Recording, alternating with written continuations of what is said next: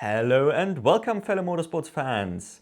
Taylor Barnard becoming the youngest ever point scorer in Formula E is only one of many highlights in this action-packed single-seater race week, with the start of FRECA and Spanish F4 sort of finally completing all the major series that we need to keep an eye on. There have been a lot of highlights throughout all of this. Before we get into it proper, I need to shout out Abby Pulling getting her first win in British F4. Yes, it was only the reverse grid race, but nonetheless a thing I need to mention, and since I couldn't watch British F4, this is already the end of the British F4 segment. Nordic 4 unfortunately also wasn't broadcast properly, or at least not in a way that was sort of worth my time really, but I brought you a Formula Nordic clip from last weekend which I missed, and it is a hilarious and tragic suspension failure from the lead from Albin Sturzen, who was dominating the race up to this point until, well, this happened. But now let's not waste any more time and let's get to the proper F4 series. We begin with French F4, which as always unfortunately only broadcast one of its two non-reverse grid races because they never really do the first race, unfortunately. Nonetheless, I think we sort of know what went on because, at least according to the final results, Race 1 and Race 3 had a lot of similarities, with Chester Kiffer and Taito Kato fighting for the win in both and trading wins in second places, and also Yanni Stephen Aidens, who we talked about as one of the big title favourites, and also Jules Caranta trading third places. I can show you here how Caranta passed Stephen Haydens in the closing stages of Race 3 to secure the podium spot. Quite nice move. But otherwise the front running order was pretty settled throughout the races. Also Ryan Caretti was a consistent P5 and sort of the head of the midfield in that sense, so a very settled affair, but then again we could only watch one of the two proper races, so it is hard to read too much into it. A thing I have for the French viewers here, or rather a question, is does anybody know why Pacome Weisenberger wasn't participating in this race? Because I couldn't find anything on his social media about it, but yeah, he was not present, which is a bit of a shame because he was one of the drivers I was really looking out for. Otherwise, the French boys were still performing quite well, Bernier in particular scoring consistently, but not quite at the front-running level that we might expect later down the season.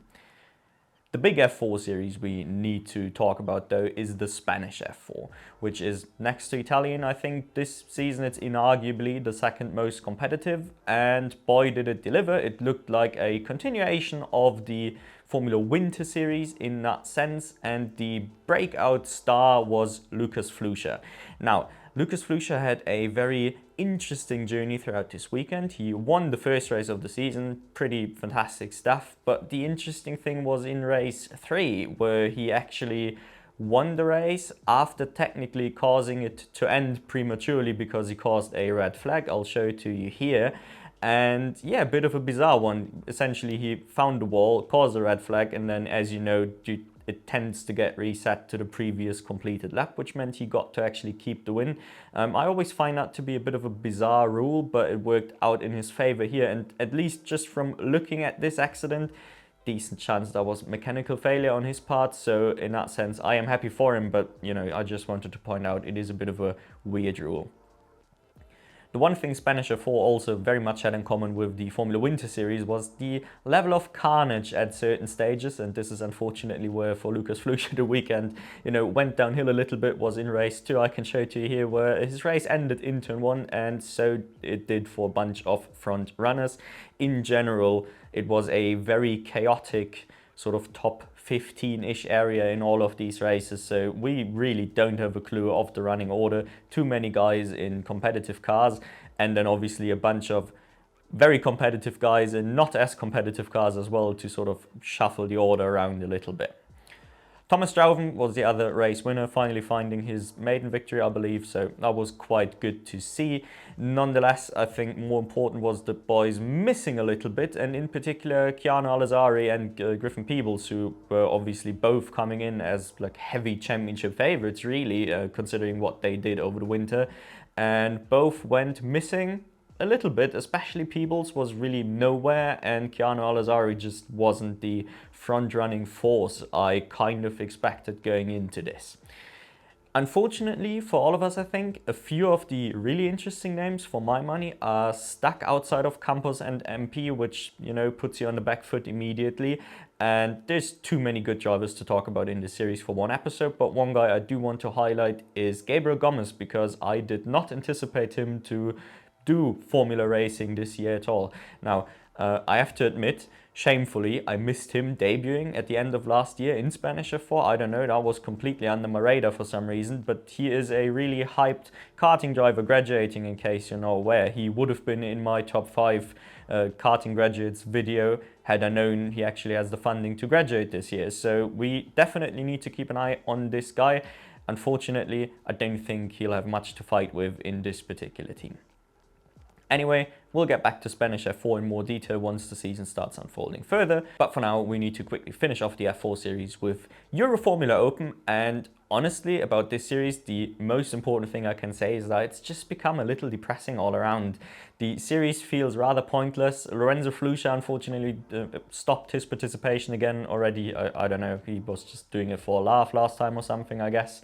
So this essentially now leaves us with the very intense championship fight of Brad Benavides versus Simonazzi. So really just not a lot of highlights, unfortunately. I personally like the guest appearance from Michael Shin. He's sort of an interesting character to follow, but obviously no mega talent or anything. So yeah, really, this series feels pretty pointless. The only positive you can really say about this, considering they only have a 6-car grid, the racing is actually pretty good. If you haven't watched it at all, the racing is a lot better than 6 cars would make you believe, but that's really the only upside, unfortunately.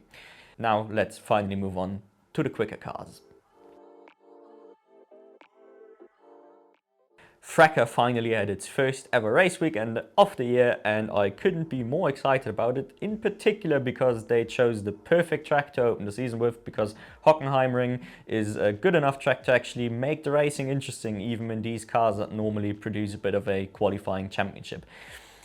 The running order was sort of what we expected, but not quite, in the sense that Rafa Kamara is the Rafa Kamara I would have expected going into the season hadn't it been for the winter campaign. Because yes, he actually showed up like the big championship favorite he is supposed to be, dominated the first race more or less and got pretty good P2 in the second one. So yeah, definitely the start you want to see from a guy who's the only second-year driver among all the top entries. We can't forget this. He's got 2 rookie teammates and the RSGP lineup is all rookies. So really, yes, he should have a really strong start to the season, and he delivered here, and I couldn't be happier about it. Maybe I wrote him off a little too early. I hope this continues.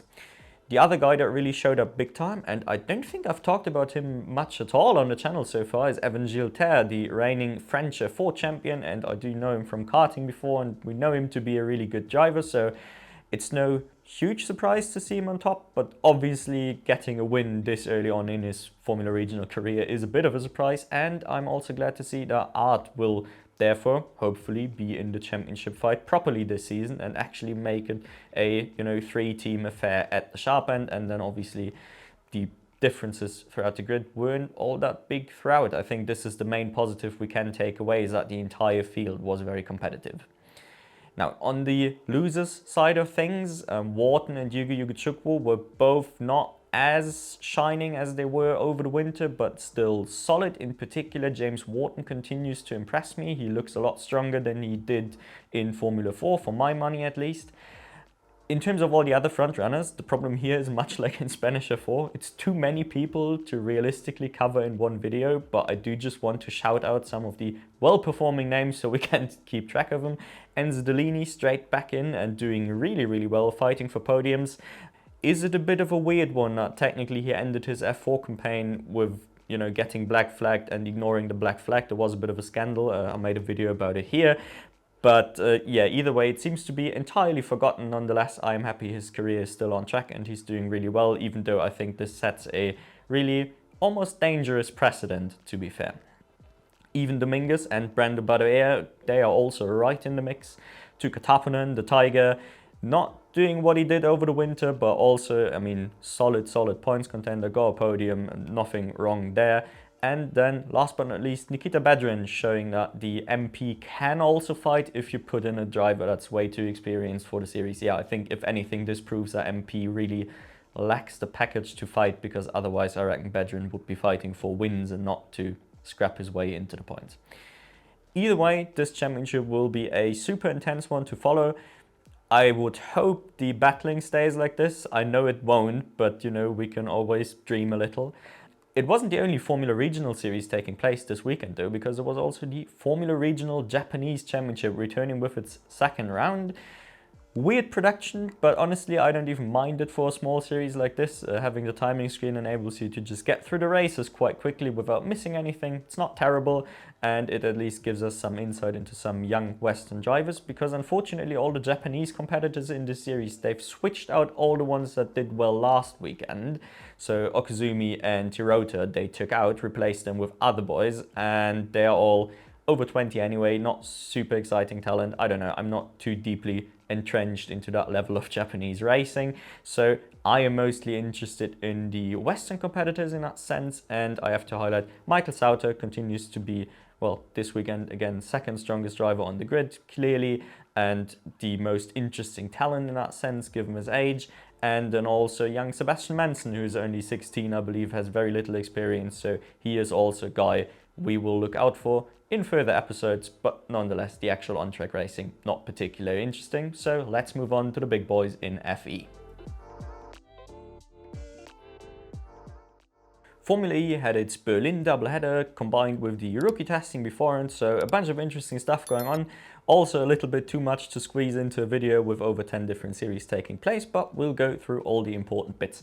In general, the racing was more peloton than at Monaco. I guess that is to be expected, but at least for my money it worked out quite nicely. In particular the second race, I do find myself, obviously they experiment with different race lengths, and I do prefer the ones where the energy saving phase is over a little sooner. And so I think the second race in particular had like a really nice balance all around, with a lot of action, but not just mindless 4 wide lift and coast all the way, if you know what I mean. So I thought that was really, really good. In general, it was a predictable race weekend in the sense that we had all the big players you'd expect at the front. Unfortunately, Dennis had to retire in race 1. I was a bit sad, but otherwise all the big names were consistently at the front and crucially consistently scoring, so the championship remains tight. Antonio Felix da Costa finally got his redemption arc after getting DQ'd from the win a couple of weeks ago. He actually got a win this time, or at least I haven't dared to open the news yet. Maybe he got DQ'd again, but no, I think he finally got a win in the second race, and that's really good. The real big story though is Taylor Barnard, McLaren affiliated driver, got to continue after debuting at Monaco, still replacing Sam Bird.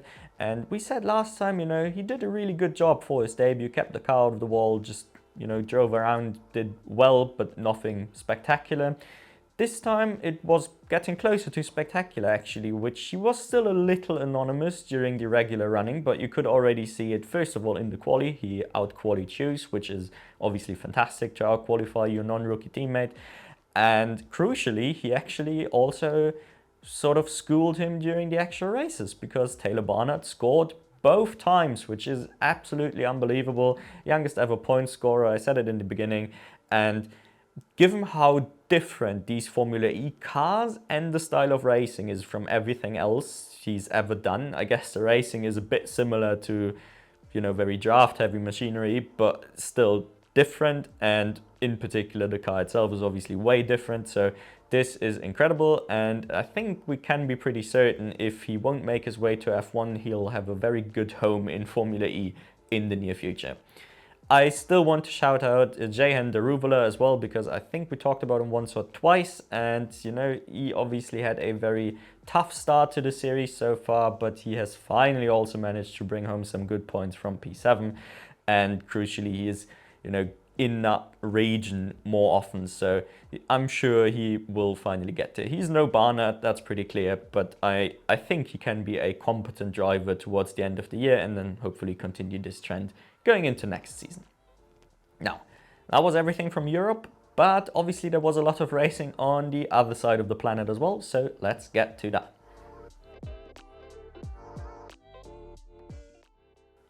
4 different single-seater series were racing in the US, so I am going to try to keep it as brief as possible. The lowest rank now actually raced USF 2000, had a breakout performance from debutant Evan Cooley, who up to this point has only been doing a little bit of USF Juniors, and he put it on pole on debut, got a podium on debut, and was actually also a win contender in the second race. Unfortunately, you'll have it on your screen here. He got into a bit of a crash with Nico Christodoulou, ending his win chances. But nonetheless, yeah, if there is any good way to debut, it's probably this. Certainly someone I'll, pay more attention to now going forward.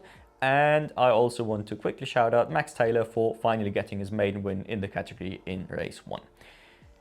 USF Pro 2000, in my opinion, the more interesting of the 2 categories, where everything is a little more flashed out. I mean, it makes sense, they are the faster cars, but also it's because they have probably the key figure in that level of US open wheel racing at the moment, who is Nikita Johnson. I've talked about him a little bit, meaning every time we've talked about American racing remotely, I've been going on and on about how good this kid is. And yeah, he proved it here by almost getting the perfect weekend, almost scored a hat-trick. Unfortunately, he missed out on the win in the last race, because I think I even read on Insta they had mechanical issues, so maybe even not just his own fault, but either way, even if it was, like, yeah, getting 2 wins and another very good result, yeah, definitely nothing to be ashamed of. So this also leaves him with an overwhelming championship lead now, and I don't really think there's a way for anyone to challenge that, really. I don't see it at the very least. Now, another guy we need to shout out is Simon Sykes. He finally secured his maiden win in the category, and I say finally, I mean, he's only been a few weekends in, so congratulations there. He's been slowly ramping it up over the weeks, and yeah, now is a front runner. And then, as always, if there are winners, there are losers, and the big loser this time out in this series was Mac Clark, and I don't know what went on. Maybe you can feed me with information in the comments. I haven't looked into it yet. But he had massive issues all weekend long. I think something must have been wrong with the car. He barely participated in any of these races. Obviously a guy who's at the very least an upper midfield kind of driver, if not a podium contender. So a bit sad to see, and I hope he can bounce back strong next time out. Indy Next once again featured the now classic duel of Jacob Abel versus Nolan Siegel for the win, in particular in the first race. Well, Siegel had to come from the back a little bit, but nonetheless, had Siegel gotten a better qualifying this weekend, could have gone a little different. So instead it leaves Abel with a pretty big points lead now, because he actually won the first race and then neither won the second race. So fair enough. More importantly though, and this is really the story of the weekend for me, as much as I like both Siegel and Abel and I want to watch this duel all day long, Jamie Chadwick scored her first ever podium in Indy Next, and I said it going into the season, I think she can do it on merit at least once, and it didn't take her particularly long. Obviously the most F1-like track, the least American track on the calendar, I suppose, in that sense, ironically given it's Indy, but you know what I mean in terms of characteristics. And yeah, yes, there was some minor retirements up the road, otherwise it would have probably been like a P5 on pace, but she actually had that front running pace. If you run P5 on pace, then yes, getting a podium isn't all that lucky actually. So congratulations there, and I really hope she can build on this now. She immediately followed up with issues in race 2 and couldn't really do anything, which was really, really sad. But yeah, these are the positive signs that show us that, yeah, actually doing a second year isn't a waste of time. There is the talent there, even for those that doubted it. The other 2 guys that we do need to highlight a little bit is still Kaya Collette, the F3 graduate, and Louis Foster, and both of those are now firmly in the mix as well, dueling for the win, dueling for podiums. So depending on how things keep unfolding with Abel and Siegel, if there is a DNF somewhere or something unfortunate, those 2 will be right in the championship fight with them, given the opportunity. Last but not least, we had the big one. We had IndyCar itself, and I am very glad to report this was finally a vintage Alex Palou performance, a controlled win. Chip Ganassi Racing, the dominant outfit this weekend all around, with 5 cars in the top 3, with Dixon and Marcus Armstrong also in there. So, you know, no surprise. If Palou has a car capable of winning the race, he typically ends up doing so, unless Dixon somehow out-strategizes him. So yeah, really happy that everything is finally back to normal. And actually, we've seen reports, maybe I'll put the screenshot up here. He started this season stronger than last season now, even if it maybe doesn't quite feel like it because he hasn't really won yet or hasn't been on the podium. But yeah, this is a scary thought for those that remember how last season then continued. We might see a very, very dominant Alex Palou win. Nonetheless, the guy who entirely stole the show, in my opinion, was Christian Lundgaard with an amazing battle at the sharp end in his, at Carpenter Racing. Not the best machinery ever, but he put it on the front row. He's been fighting for the win. Yes, he couldn't quite stay there, and he did have to concede P1 and 2 to Palou and Will Power, but nonetheless, he first of all only gave up the positions in the pits, which I think is crucial. So on track, he held his ground, and then, yeah, I mean, he only got a podium in a pretty mediocre car in a very competitive field. So yeah, I don't think he'll be complaining afterwards, let's put it this way. Now, that was a lot of racing to get through. As always, this is your time to let me know your highlights and your biggest talking points so we can get a nice discussion going in the comments. This is a very key part of this channel. And otherwise, I'll thank you all for watching and I hope to see you in the next one.